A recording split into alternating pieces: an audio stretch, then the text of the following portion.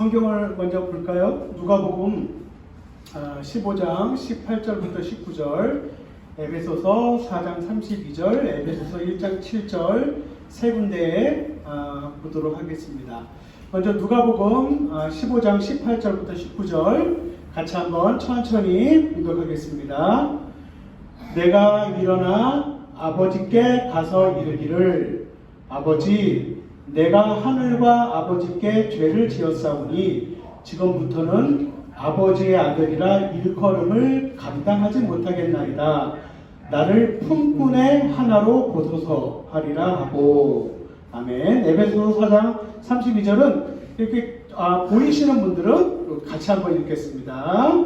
서로 친절하게 하며 불쌍히 여기며 서로 용서하기를 하나님이 그리스도 안에서 너희를 용서하심과 같이 하라. 아멘. 에베소서 1장 7절 같이 읽겠습니다.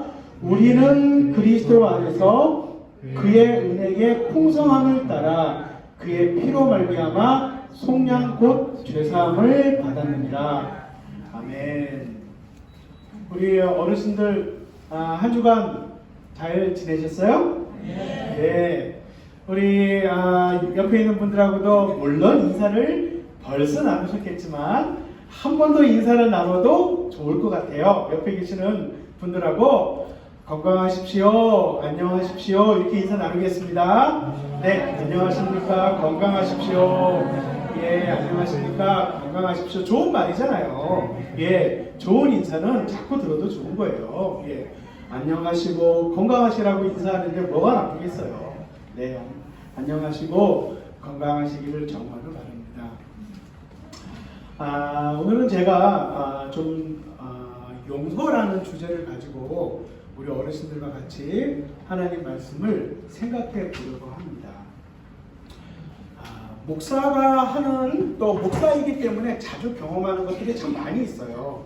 그 중에서 목사이기 때문에 저는 우리 어르신들보다 훨씬 젊잖아요. 그런데도 아마 제 생각에는 어르신들보다 제가 이거를 훨씬 많이 해봤을 것 같아요. 그게 뭐냐면 임종입니다. 임종. 목사는 임종을 시키는 일이 참 많아요. 연세가 지긋하신 어르신들도 내 부모나 아주 가까운 친척 어쩌다가 그렇게 실제로 사람이 임종하는 순간을 옆에서 지켜보는 경험은 어르신들도 많지 않을 거예요. 근데 저는 지금만 해도 수차례를 경험합니다.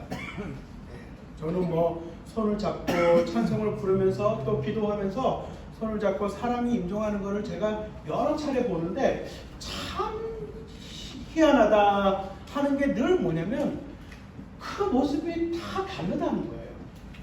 똑같지 않아요. 저는 누워있다가 벌떡 일어나는 사람, 제가 한번 놀래가지고 뒤로 자빠져서 손을 놓칠 뻔했어요. 목사가 망신스럽게. 왜냐면 갑자기 벌떡 일어나니까. 예. 참 똑같지가 않아요. 사람 모습이. 그런데 제가 그 임종 때 늘 하는 게 있는데, 특별히 하나님을 믿는 분들, 제가 이제 이렇게 임종이 쉽게 다가오면 이렇게 목사님들을 부른단 말이에요. 그럼 제가 이제 가면은 아직 의식이 있을 때 늘 하는 게 있어요. 그게 뭐냐면 자식들을 하나씩 이렇게 불러서, 하나씩 불러서 아직 의식이 계실 때 어머니, 아버지 사랑합니다, 감사합니다, 그리고 죄송합니다, 이러한 인사를 꼭 시켜요.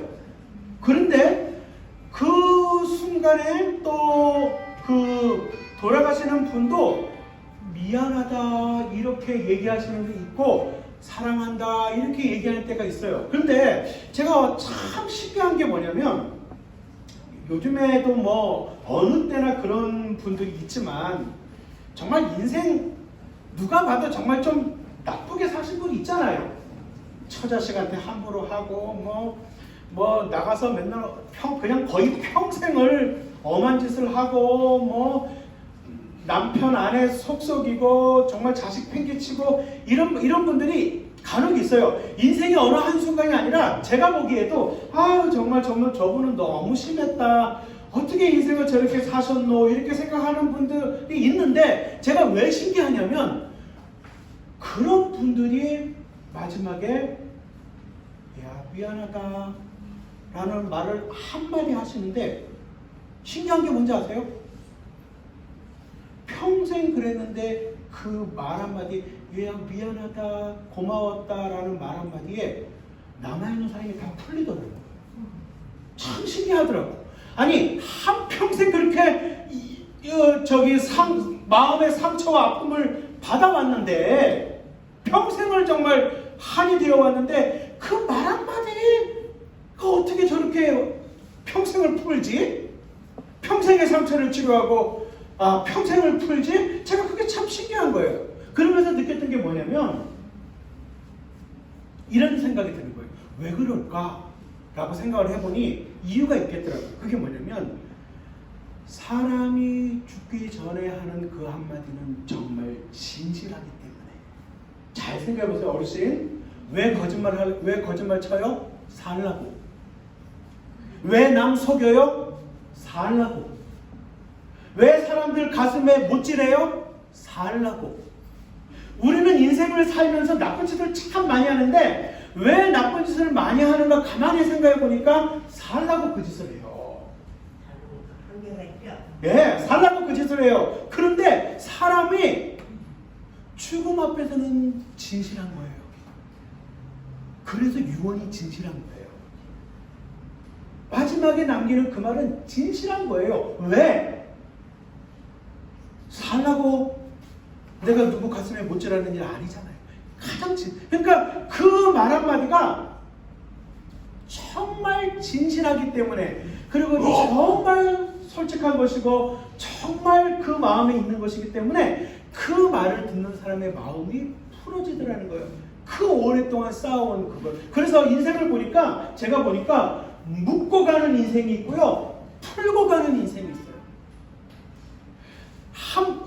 사람이 살다 보면 잘못해도 그런 경우도 있지만 잘하려고 하는데도 그런 경우가 있고 예? 뭐 어떻게 잘하려고 하다가도 이게 꼬여가지고 서로의 관계 부모 자식 간에도 꼬여버리고 어머니 며느리 사이에도 꼬여버리고 부부 사이에도 꼬여버리는 경우가 많잖아요. 근데 그거를 풀고 가는 인생이 있고 묶은 채로 가는 인생이 있어요. 용서라는 것은 인생에 묶인 것을 푸는 데에 가장 중요한 것 중에 하나입니다. 근데 이거를 못해요.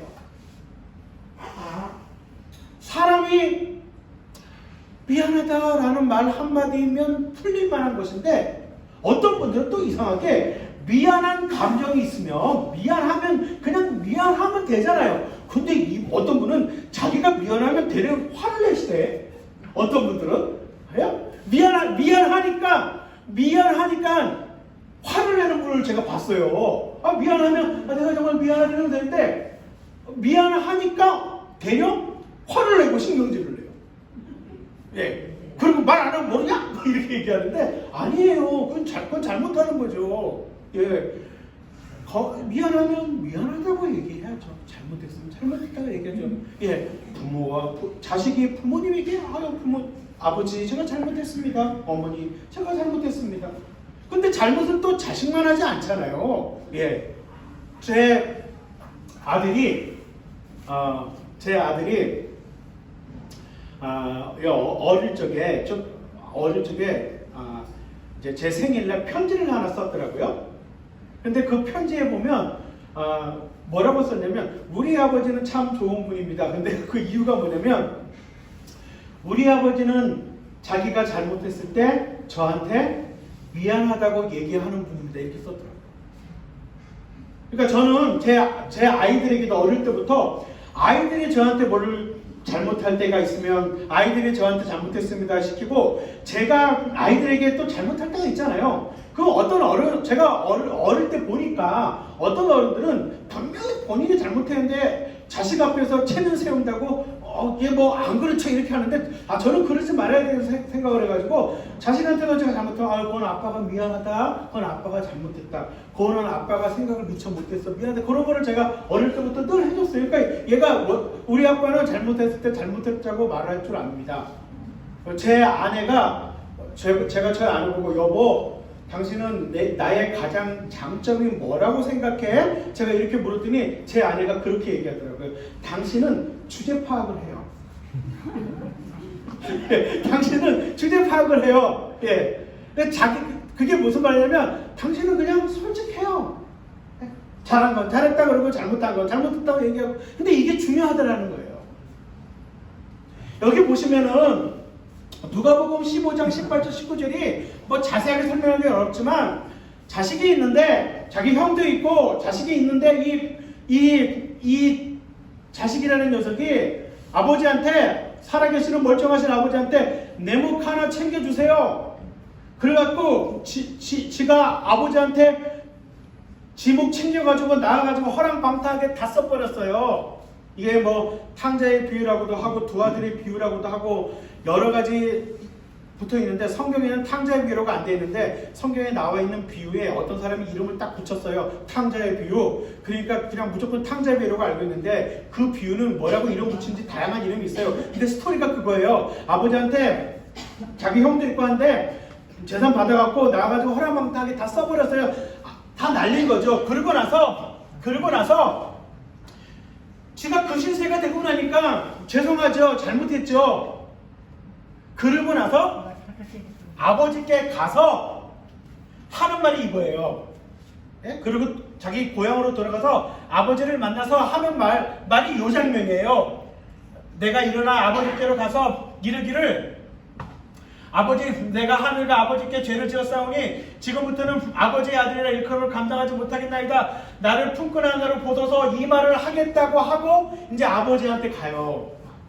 근데 여기서 중요한 건 뭐냐면 내가 잘못했구나. 아이고 내가 잘못했네. 라고는 많은 사람들이 생각을 해요. 아이고 내가 그건 잘못했어. 내가 그거는 내 친구한테 참 잘못했네 라고 생각하는데 그 다음에 문제예요. 이 생각은 누구나 할 수 있어. 내가 아버지께 가서 용서를 구해야지. 근데 이 사람은 실제로 아버지께 돌아가요. 근데 놀라운 건 뭐냐면요. 아버지는 이미 용서하고 저 문 밖에 나와서 기다리고 있었어요. 그게 그 다음 장면에 나와요. 이렇게 생각하고 가거든요. 가는데 아버지는 이미 자식을 용서하고 이 녀석이 언제 오나 기다리고 있다가 저 만체에서 자식이 돌아오는 걸 보고 막 가다가 끌어안아요. 그게 이제 다음에 나오는 장면인데 요거는 그 아버지께 가기 전에 지가 혼자 생각하는 장면. 근데 여기에서 중요한 건 뭐냐면 용서는 마음에서 일어나는 게 아니라 그것을 어떻게 해요? 상대방에게 알려줘야 되는 거예요. 만약에 이 탕자가 아유 내가 잘못했네. 아유 내가 정말 몹쓸 자식이네. 혼자 생각하고 이러고 있었다. 그러면 아무 의미가 없잖아요. 그래서 첫 번째로 용서를 고백하는 것, 용서를 비는 것은 뭐다? 용기다. 사람들이 왜 자기의 잘못을 용서를 구하지 못해요? 자존심만 내세우잖아요. 진실한 말 한마디는 풀어줄 수 있는데 진실한 말 한마디, 진실한 용서의 고백이면 풀릴 수도 있는 문제를 말하지 않고 자존심 내세우다가 어떻게 됩니까? 인간관계가 파탄나잖아요. 부부관계가 끝까지 가버리잖아요. 부모 자식 간이 남남반도 못하게 돼버리잖아요. 용서를 비는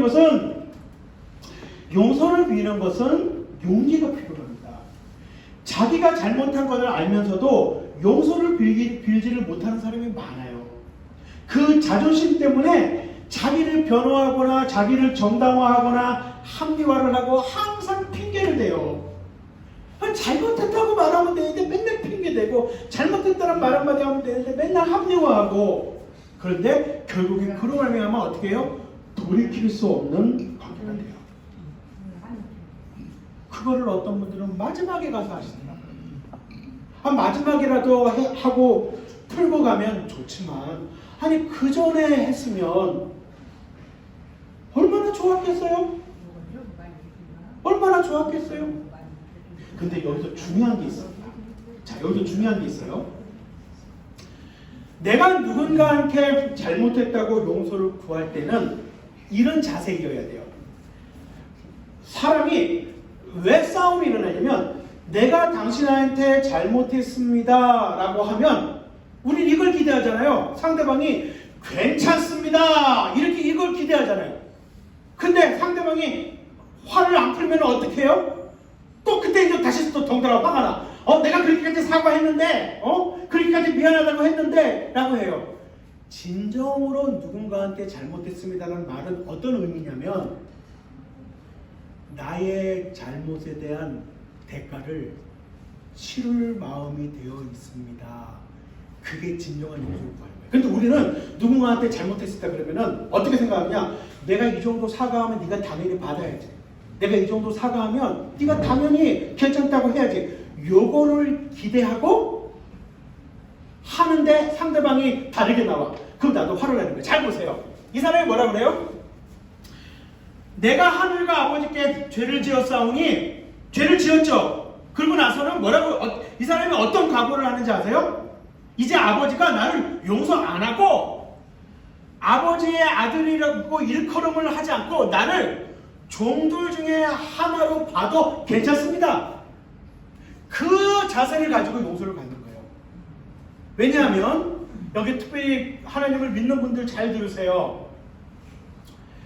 내가 하나님께 용서를 받았다고 해서 내가 잘못한 일의 결과도 다 괜찮아지는 게 아닙니다. 무슨 소리냐면 우리 어르신들 제가 아주 간단하게 설명해 드릴게요. 제가 우리 여기 BJT 엔젤스에서 이렇게 딱 뛰어내리면 저 안 다치겠죠? 아니 뭐 안 다쳐요. 고개 끄덕이시면 다치지요. 여기서 뛰어내리면. 근데 제가 여기서 딱 뛰어내렸어. 딱 뛰어내리는 순간에 제가 깨달았어. 이거 내가 하나님께 잘못하는 거구나. 그래서 딱 뛰어내렸는데 이미 뛰었는데 하나님께 잘못하는 거구나. 하나님 제가 정말 잘못했어요. 용서해 주세요. 그러면 용서 받겠죠. 그러면 뛰어내려도 다리 안 부러지겠죠. 안 부러지나요? 부러져요. 무슨 소리냐면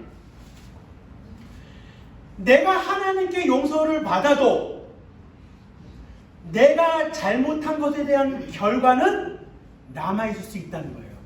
하나님께 용서를 받아도 제가 조금 잘 이해가 아주 쉽게 되셨죠? 제가 여기서 뛰어내릴 때 하나님께 용서를 받을지언정 뛰어내려서 제 다리는 부러지는 거예요. 그러니까 하나님께 용서를 받았다고 해서 그 결과가 다 없어지는 게 아니에요.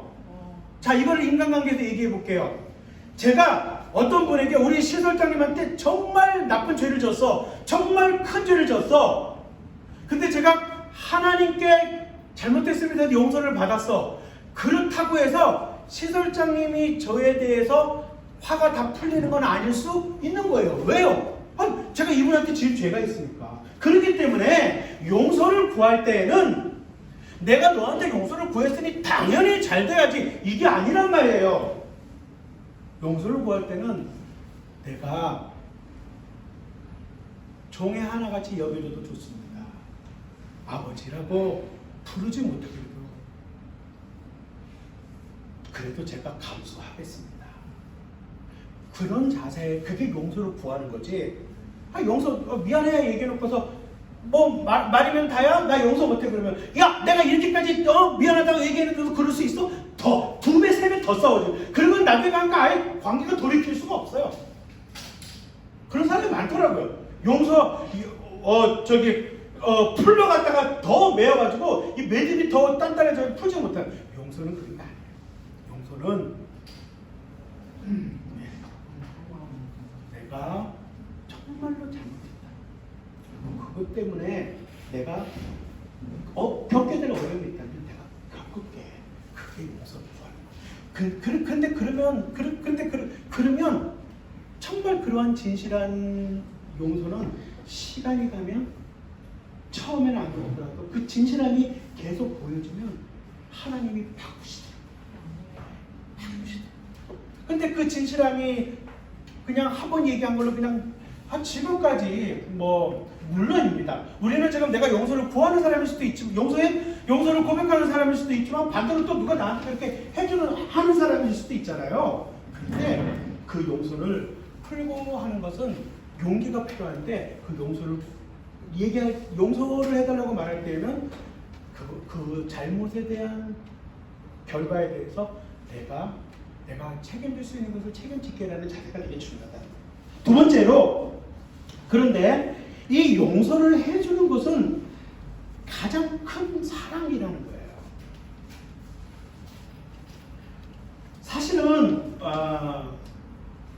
사실은 용서를 비는데 용서를 해주지 못하는 사람이 있죠. 그러면 그렇게 되면은 그 다음에는 그 용서를 정말로 비는데 그 용서를 해주지 못하는 사람은 이제는 그 문제가 누구에게 넘어가냐면 용서를 해주지 못하는 사람에게로 그 공이 넘어가게 되는 거예요. 용서를 비는 사람에게 용서를 해주는 것은 작은 일 같지만 바로 그것이 사랑의 표현입니다. 여기 보면 에베소서 4장 32절에 뭐라고 되냐, 이렇게 되어 있어요. 서로 친절하게 하며, 서로, 이게 앞에 서로가 다 붙거든요. 여기에 서로 친절하게 하며, 서로 불쌍히 여기며, 서로 용서하기를. 요 왜 나올까요? 여기 보면은 보세요. 서로 친절하게 하고, 서로 불쌍하게 여기고, 서로, 왜 넘어갔을까요? 예, 서로 용서하기를. 이게 뭐냐면 사람은 보세요. 너나 나나 잘못할 때가 있는 거예요. 내가 설사 이 사람한테는 잘못하지 않아도 나는 또 딴 데 가서 누군가한테 잘못할 수 있잖아요. 그러니까 사람은 누구나 다 실수할 수 있고, 누구나 다 잘못할 수 있고, 누구나 다 누군가한테 용서해주는 입장일 수도 있고, 용서를 받아야 되는 입장일 수도 있기 때문에 사람은 누구나 완벽할 수 없기 때문에 뭐라고 얘기해요? 너희가 서로, 어떻게 한 사람은 계속 친절하고 한 사람은 계속 불친절하냐? 서로 친절해야 돼요. 서로 불쌍히. 생각을 해봐라. 너도 어디 가서 잘못할 때 있고 너도 어디 가서 실수할 수 있지 않냐? 그 사람도 그렇다. 서로 불쌍히. 네가 오죽했으면. 너도 사람이니까 서로 불쌍히 여기며 서로 용서하기를 하나님이 그리스도 안에서 너희를 용서하는 것처럼 해라. 누가 나한테 참 나쁜 짓 한 사람이 있잖아요. 그죠? 그런데 가만히 생각하면 나는 딴 데 가서 누군가한테 그런 나쁜 짓을 해줄 수도 있잖아요. 제가 언젠가 해드린 얘기 기억나세요? 우리 어르신들? 아주 기억나실 거예요. 아주 절친한 친구 두 사람이 사막을 여행하는데 둘이 여행을 하다 보니 친구 둘이 싸움에 붙었어요. 그랬더니 한 친구가 화가 난다고 옆에 있는 친구의 뺨을 때렸단 말이에요. 얼마나 기분 나빴겠어요. 근데 뺨을 맞은 친구가 기분이 나빴지만 아무 소리 안 하고 모래 위에다 글을 썼대잖아요. 뭐라고요? 오늘 나의 가장 친한 친구가 뺨을 때렸다. 그리고 이제 둘이 또 이게 갔단 말이에요. 근데 둘이 여행을 하다가 오아시스를 만나서 그리고 거기에서 막 오랜만에 물을 만났더니 목욕을 하고 이러는데 아까 뺨을 맞았던 친구가 늪에 빠져서 허우적거렸어요. 그러니까 아까 뺨을 때렸던 친구가 그 친구를 늪에서 구해줬어요. 그랬더니 아까는 뺨을 맞았고 지금은 늪에서 친구가 구해줘서 살았던 이 친구가 돌에다가 이렇게 새겼답니다. 돌에다가 뭐라고 새겼냐면 오늘 나의 친한 친구가 나의 생명을 구해 주었다. 그러니까 옆에 있는 친구가 물었다는 거예요. 야, 내가 아까 너 뺨 때렸을 때는 모래 위에다가 나의 가장 친구가 내 뺨을 때렸다 이렇게 적더니만 내가 너를 늪에서 구해주니 너 왜 돌에다가 나의 가장 친한 친구가 나를 구해줬다고 왜 돌에다가 새겼냐? 아까는 왜 모래에다 쓰고 왜 지금은 돌에다 새겼냐? 그러니까 그 친구가 뭐라고 그랬어요? 누군가가 우리를 고통스럽게 했을 때는 우리는 그 사실을 모래에 적어야 하네. 용서의 바람이 불어와 그것을 지워버릴 수 있도록. 그러나 누군가가 우리에게 좋은 일을 했을 때에는 그 은혜를 돌에 새겨 놓아야 하네. 그래야 바람이 불어와도 지워지지 않을 테니까. 누가 나한테 악하게 한 것은 모래에 적어서 용서의 바람이 날아가게 하고, 누가 나에게 선하게 한 것은 그 은혜를 영원히 기억하려고 돌에 적는, 이렇게 인생을 살아야 되는데 사람들은 인생을 반대로 사는 것 같아요. 나한테 누가 잘한 것은 쉽게 잊어버리고 누가 나한테 못한 것은 평생을 안고 가는 삶. 근데 그 평생을 안고 가는 그 인생이 행복하겠습니까? 본인 자신이 더 괴로울 거예요. 그런데 생각해보면 나는 이 사람한테는 당했지만 어디 가면 나 때문에 우는 사람이 있을 수 있다. 그래서 뭐라고 얘기하냐면 서로 불쌍하게 여겨라. 서로 친절하게 하고 서로 용서해라. 이게 뭐예요? 이게 사랑이라는 것입니다. 우리는 똑같은 사람이라는 것입니다.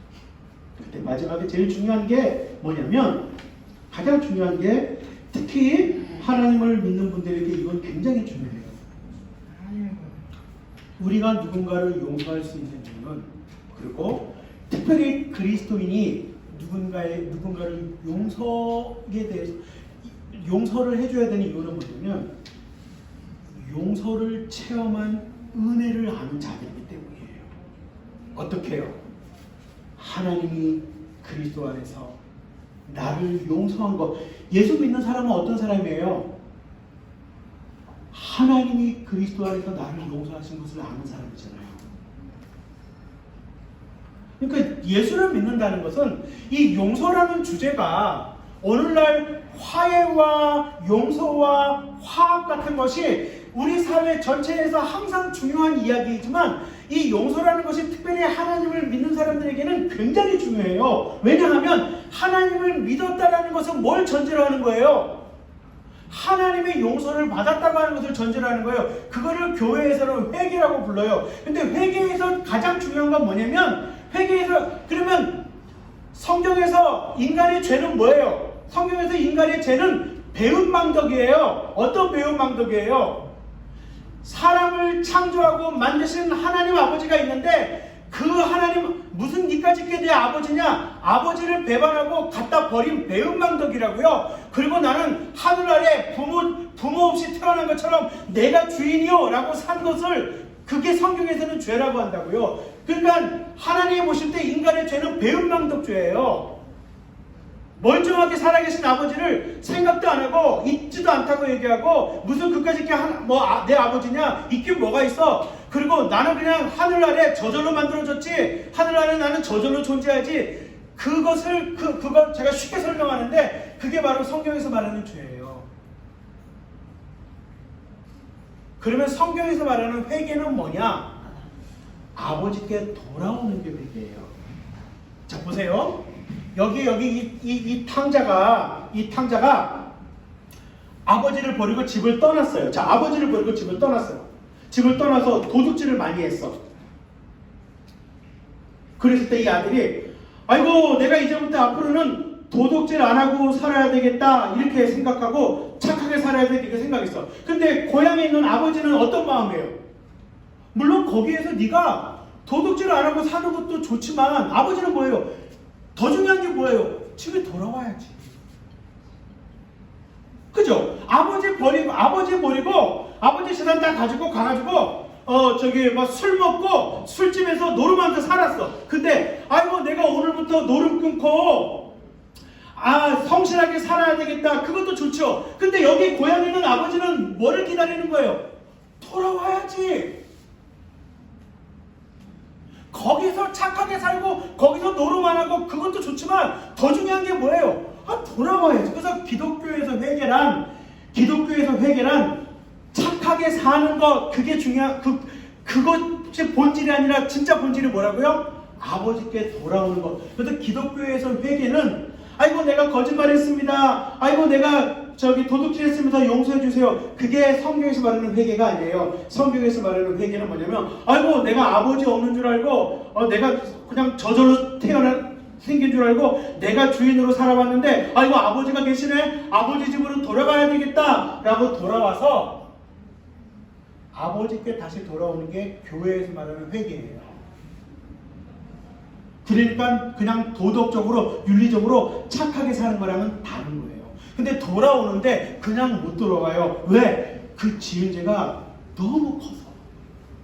어느 정도의 큰 죄인데 그걸 성경에서는 죽음에 해당하는 죄라고 해요. 그래서 못 돌아오는 거예요. 근데 그 죽음을 누가 대신 그 죄값을 치러줬어. 그게 예수님의 죽음이에요. 그래서 예수를 믿고 하나님께로 돌아오게 되는 거예요. 근데 그렇게 하나님을 믿게 돼서 하나님을 아버지라고 하는 사람이 누구예요? 그 사람이 기독교인이에요. 근데 그 그리스도인이 그 용서를 받아놓고서도 며느리를 용서 못해요. 자식을 용서 못해요. 친구를 용서 못해요. 아내와 남편을 용서 못해요. 그러니 오늘날 하나님께 용서받았다고 이야기하는 그리스도인들이 자기가 받은 용서가 얼마나 큰지를 모르는 거죠. 근데 어르신들, 제가 마지막으로 드리고 싶은 얘기는 뭐냐면, 어떤 분들은 이런 분들이 계셔요. 자기를 용서 못해. 어떤 분들은요, 자기를 용서 못해. 그죠? 스스로를 용서 못하는 분이 계세요. 그런데 하나님께 용서받은 자는 그 하나님께 용서받은 것은 내 자신, 타인 모두의 용서를 만드는 참된 능력의 근원이에요. 저는 오늘 마지막에 이 말씀 드리고 싶어요. 우리 어르신들, 저도 그렇고 우리 어르신들 그렇고 우리의 인생이 묶는 인생이 아니라 푸는 인생이 되기를 정말로 축원합니다. 내가 누군가한테 묶은 것이 있다면 내가 가서 푸십시오. 어떤 사람에게는 내가 용서를 구해서 풀고, 어떤 사람에게는 용서를 해줘서 풀고. 묻고 살면 사는 것도 지옥이고 마지막에도 고통스럽게 가고 죽음 이후에도 하나님 앞에서 묶인 채 서게 됩니다. 그런데 이 용서를 정말로 푸는 인생을 살려면 가장 중요한 것이 하나님의 용서를 알아야 합니다. 하나님의 용서는 이 땅에서만 푸는 것이 아니라 영원히 풀어줍니다. 그 하나님의 용서의 은혜를 알 때 그때 누군가를 용서할 수 있습니다.